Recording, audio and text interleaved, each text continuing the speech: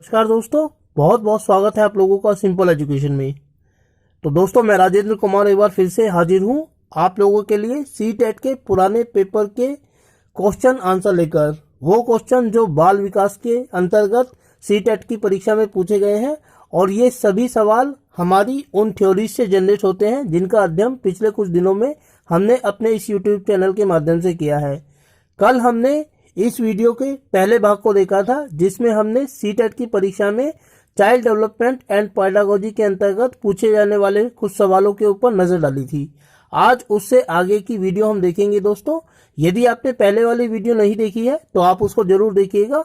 उस वीडियो का लिंक मैं इस वीडियो के डिस्क्रिप्शन में अपलोड कर दूंगा। और साथ ही दोस्तों, मैंने कल भी आपको बताया था, आज एक बार फिर से रिपीट कर रहा हूं कि ये सभी सवाल हमारी सी टेट की परीक्षा में जो पूछे जाते हैं बाल विकास और शिक्षण शास्त्र के अंतर्गत, वो उन तमाम थ्योरीज से जनरेट होते हैं जिनका अध्ययन हमने किया है। इसीलिए आपको उन ओरिजिनल थ्योरीज को भी पढ़ना है। उन सभी थ्योरीज की प्लेलिस्ट का लिंक भी मैं इस वीडियो के डिस्क्रिप्शन में अपलोड कर दूंगा ताकि आप एक एक करके उन तमाम वीडियोस को देख सकें। दोस्तों, याद रखिए कि इन सवालों के जवाब हम तभी अच्छी तरह से दे सकते हैं जबकि ओरिजिनल थ्योरीज का अध्ययन हमने किया हुआ है। अतः आप सवालों के जवाब से ज्यादा उन थ्योरीज पर नजर डालें जहां से ये सवाल और उनके जवाब जनरेट होते हैं। तो आप लोगों का बिना वक्त जाया किए हुए मैं आरंभ करता हूं आज के इस अध्ययन में सी टेट की परीक्षा में पूछे जाने वाले बाल मनोविज्ञान और शिक्षण शास्त्र के महत्वपूर्ण सवालों का अध्ययन। तो दोस्तों, क्वेश्चन नंबर 13 पर हम नजर डालेंगे। आज पहला सवाल है। ये सवाल इस प्रकार है कि विकास के सिद्धांतों के बारे में निम्नलिखित में से कौन सा कथन गलत है। 1. विकास एक परिमाणात्मक प्रक्रिया है जिसका ठीक ठीक मापन हो सकता है। 2. विकास परिपक्व और अधिगम पर आधारित होता है। 3. विकास वंशानुगतता और वातावरण के बीच सतत अन्योन्य क्रिया से होता है। और 4. प्रत्येक बच्चा विकास के चरणों से गुजरता है, फिर भी बच्चों में वैयक्तिक भिन्नताएं होती हैं। दोस्तों, इसी सवाल को हम इंग्लिश में देखेंगे क्योंकि साइकोलॉजी के सवालों को इंग्लिश में समझना ज्यादा आसान होता है हिंदी की अपेक्षा, क्योंकि प्रारंभिक रूप से ये सवाल जो होते हैं वो इंग्लिश में लिखे जाते हैं और फिर इनका हिंदी में ट्रांसलेशन किया जाता है। तो चलिए देखते हैं दोस्तों कि इंग्लिश में इस सवाल को किस प्रकार लिखा गया है। Which of the following statements about principles of development is incorrect. मतलब हमें बताना है कि गलत क्या है। A. Development is a quantitative process which can be measured precisely. And second, development depends on maturation and learning. Third, development takes place due to a constant interaction between heredity and environment. And fourth one is every child goes through stages of development, yet there are wide individual differences among children. तो दोस्तों, इसमें हमें बताना है कि गलत क्या है। इस सवाल का जो विकल्प नंबर 1 है कि विकास एक परिमाणात्मक प्रक्रिया है जिसका ठीक ठीक मापन हो सकता है, ये इस सवाल का सही जवाब है। दोस्तों, ये सवाल जो है वो वृद्धि एवं विकास वाले अध्याय से लिया गया है और उस वीडियो का अध्ययन करते हुए हमने देखा था कि वृद्धि को हम माप सकते हैं, उसका मेजरमेंट कर सकते हैं, परिमाणात्मक रूप में उसको अभिव्यक्त किया जा सकता है, जैसे हमारी लंबाई एवं भार आदि, यानी वेट। जबकि विकास के संबंध में हम ऐसा नहीं कह सकते क्योंकि विकास एक गुणात्मक क्वालिटेटिव अवधारणा है जिसको मापा तोला नहीं जा सकता।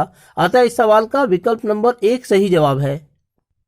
अब दोस्तों, क्वेश्चन नंबर 14 पर हम लोग नजर डालेंगे। सवाल इस प्रकार है, डैश तथा डैश की विशिष्ट अन्योन्य क्रिया का परिणाम विकास के विविध मार्गों और निष्कर्षों के रूप में हो सकता है। इंग्लिश में देखेंगे, the unique interaction of dash and dash can result in different paths and outcomes of development. इसके विकल्प देखते हैं दोस्तों। पहला, खोज और पोषण। दूसरा, चुनौतियां और सीमाएं। तीसरा, वंशानुक्रम और पर्यावरण।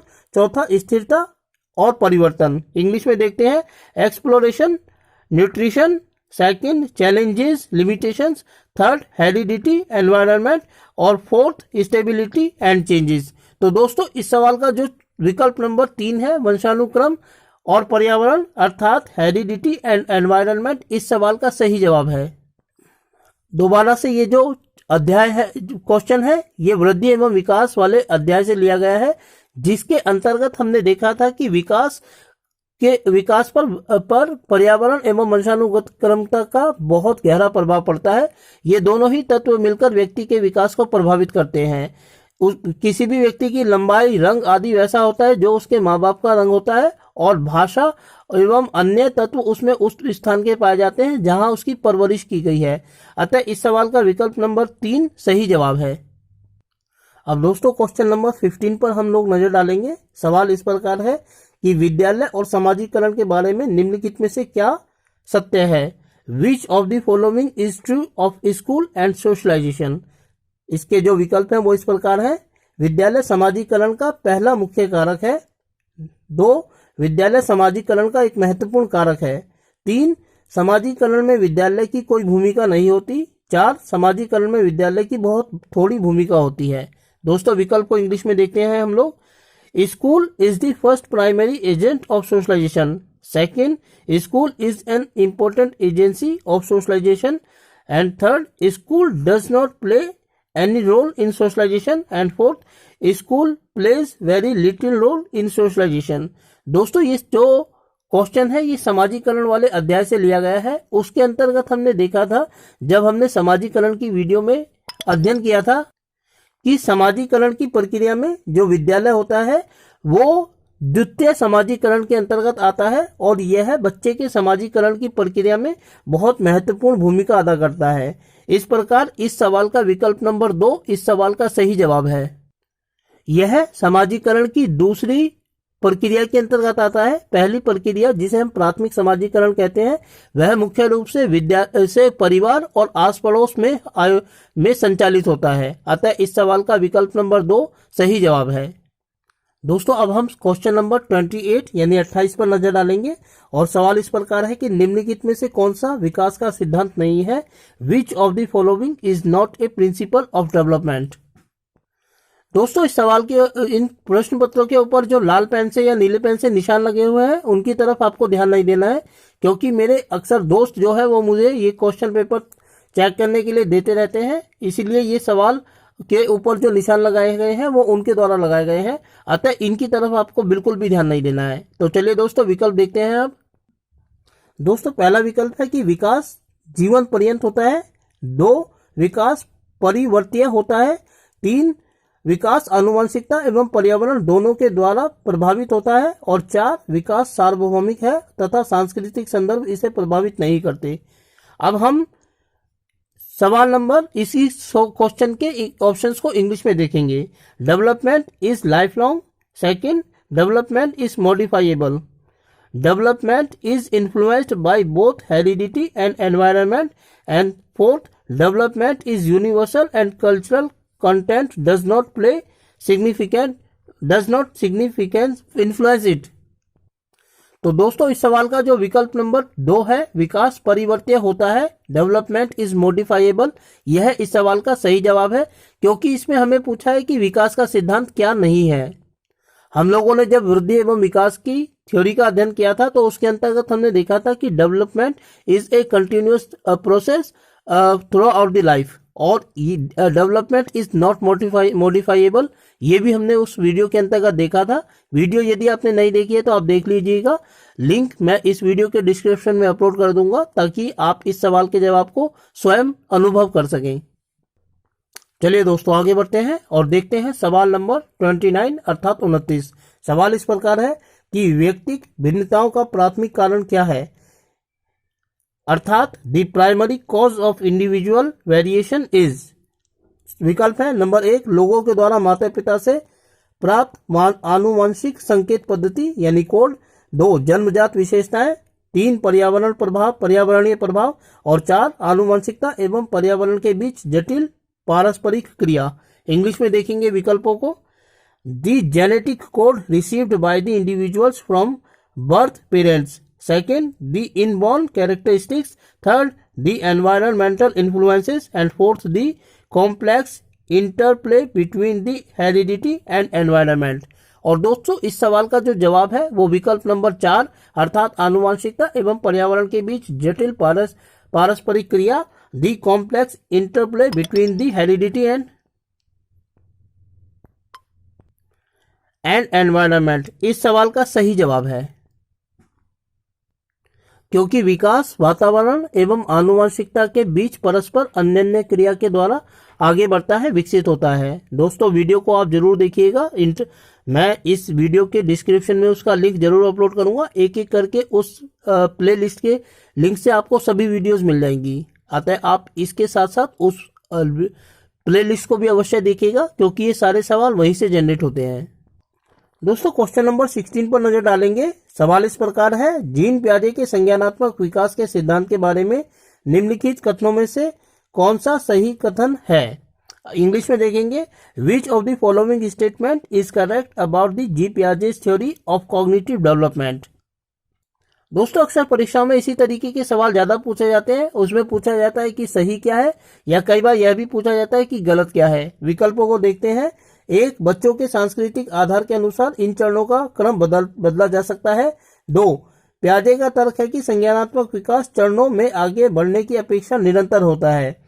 3, पियाजे ने संज्ञानात्मक विकास के 5 चरण स्पष्ट प्रभावित चरण प्रस्तावित किए हैं। और 4, किसी चरण को छोड़ा नहीं जा सकता क्योंकि ये चरण स्थिर हैं। दोस्तों ऑप्शंस को हम लोग इंग्लिश में देखेंगे एक बार। Number 1, the sequence of the stages can be vary according to the cultural context of children. Second, Piaget argues that instead of progressing through stages has proposed 5 distinct stages of cognitive development. And fourth is the stages are invariant, which means that no stage can be skipped. और दोस्तों इस सवाल का जो विकल्प number 4 है वह सही जवाब है, क्योंकि जब हमने पियाजे की कॉग्निटिव थ्योरी ऑफ डेवलपमेंट का अध्ययन किया था तो हमने जाना था कि पियाजे ने अपनी जो विकास की 4 अवस्थाएं प्रदान की है उसके बारे में उनका मानना था कि ये विकास की अवस्थाएं यूनिवर्सल है, इनमें से किसी भी अवस्था को छोड़ा नहीं जा सकता, होकर गुजरना ही होता है। वीडियो अगर आपने नहीं देखी है तो कि वीडियो के डिस्क्रिप्शन में जो प्लेलिस्ट का लिंक है उसमें जाकर आप वीडियो को जरूर देखिएगा। तो क्वेश्चन नंबर 17 पर ध्यान देंगे। क्वेश्चन इस प्रकार है कि Jean the concept of conservation as proposed by Jean पियाजे मीन्स दैट। नंबर 1, दूसरों के परिदृश्य को ध्यान में रखना एक महत्वपूर्ण संज्ञानात्मक क्षमता है। 2, वन्य जीवन और वनों का संरक्षण बहुत महत्वपूर्ण है। 3, कुछ भौतिक गुणधर्म वही रहते हैं चाहे बाहरी आकृतियां बदल जाएं। और 4, परिकल्पना पर विधिवत परीक्षण से सही निष्कर्ष पर पहुंचा जा सकता है। दोस्तों विकल्प को हम लोग अब इंग्लिश में एक बार देखते हैं। The taking the perspectives of others into consideration is an important cognitive ability. And second, it is important to protect wildlife and forest. Third, certain physical properties remain the same even when outward appearance change. Fourth, one can arrive at the correct conclusions by systematically testing hypothesis. दोस्तों इस सवाल का जो विकल्प number 3 है वो इस सवाल का सही जवाब है कि कुछ भौतिक गुणधर्म वही रहते हैं चाहे बाहरी आकृतियां बदल जाए। इंग्लिश में है certain physical properties remain the same even when outward appearance changes. जो प्री ऑपरेशनल स्टेज का बच्चा होता है उसको यह नहीं पता होता है कि यदि वस्तु में से ना तो कुछ लिया गया है और ना ही कुछ उसमें जोड़ा गया है तो वस्तु की मात्रा समान रहती है। और इसे हमने 2 गिलास के पानी वाले उदाहरण के माध्यम से समझा था, क्योंकि प्री ऑपरेशनल स्टेज के बच्चे में इस समझ का अभाव होता है, इसीलिए वो इसका गलत जवाब देता है। लेकिन जो थर्ड स्टेज थी कंक्रीट ऑपरेशनल की, उसमें आकर बच्चे को ये समझ आ जाती है कि यदि वस्तु में से ना तो कुछ लिया गया है और ना ही दिया उसमें जोड़ा गया है तो वस्तु की मात्रा समान रहेगी। जब बच्चे में यह समझ आ जाती है तो इसे कंपनसेशन कहा जाता है, और जब तक उसमें इसका अभाव रहता है तो इसे कंजर्वेशन कहा जाता है।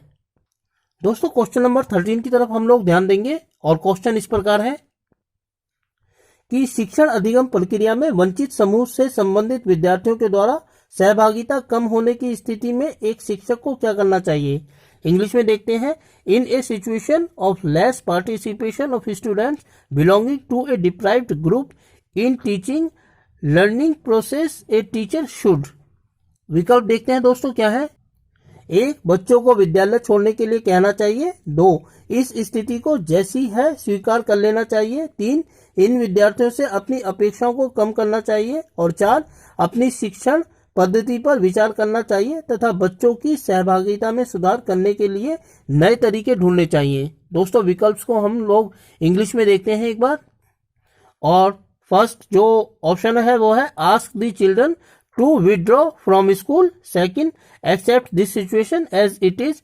Third, lower her expectations from such students. And fourth, reflect on her own teaching and find ways to improve students involvement।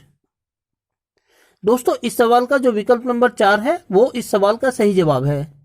यह सवाल दोस्तों इंक्लूसिव एजुकेशन वाले चैप्टर से लिया गया है, जिसके अंतर्गत हमने देखा था कि एक सामान्य कक्षा में मुख्य रूप से 6 प्रकार के विद्यार्थी आते हैं और जो विद्यार्थी पहली बार विद्यालयों की चार दीवारी के अंदर आए हैं, यह आवश्यक है कि उनके अनुभवों को कक्षा की परिचर्चा का हिस्सा बनाया जाए।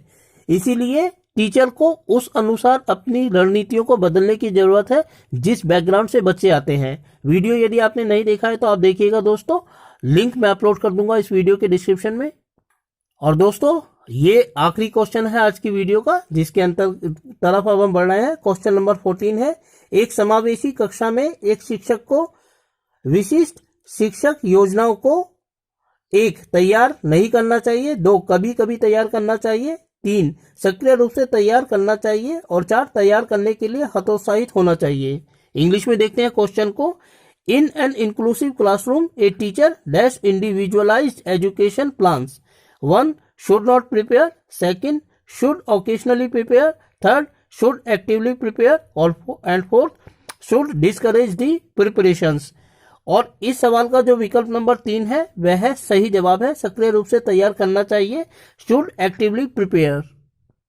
दोस्तों, दोबारा ये जो सवाल है समावेशी कक्षा वाले अध्याय से लिया गया है और इसके अंतर्गत हमने देखा था कि जब भिन्न भिन्न पृष्ठभूमियों के विद्यार्थी समावेशी शिक्षा के अंतर्गत एक ही क्लासरूम में पढ़ते हैं तो शिक्षक को उसी अनुरूप अपने आप को तैयार करना है। यदि वीडियो आपने नहीं देखी है तो दोबारा से आपसे अनुरोध है कि आप वीडियो को जरूर देखिएगा। वीडियो का लिंक मैं इस वीडियो के डिस्क्रिप्शन में अपलोड कर दूंगा, क्योंकि इन सभी सवालों के जवाब उन्हीं वीडियो से जनरेट होते हैं। न केवल जवाब बल्कि खुद ये सवाल भी वहीं से जनरेट होते हैं। अतः आप उन वीडियोस को जरूर देखिए, क्योंकि परीक्षा में आपको जरूर मदद मिलेगी। तो दोस्तों, पिछले वर्ष के बाल मनोविज्ञान के प्रश्नों के संबंध में सीटेट की परीक्षा प्रीवियस ईयर्स के क्वेश्चन पेपर की यह दूसरी वीडियो थी, जिसके अंतर्गत हमने कुछ सवालों का अध्ययन किया। उम्मीद करता हूं कि आपको वीडियो अच्छी लगी होगी और साथ ही अनुरोध करता हूं कि वीडियो अच्छी लगी तो वीडियो को लाइक और चैनल को सब्सक्राइब जरूर करें और साथ ही अधिक से अधिक लोगों तक इस वीडियो को पहुंचाने के लिए वीडियो को ज्यादा से ज्यादा शेयर करें। तो अपनी तैयारी को बरकरार रहें और फिलहाल मैं आपसे विदा लेना चाहूंगा दोस्तों। अगली वीडियो तक के लिए आपका बहुत बहुत धन्यवाद और वीडियो को देखने के लिए आपका तहे दिल से शुक्रिया।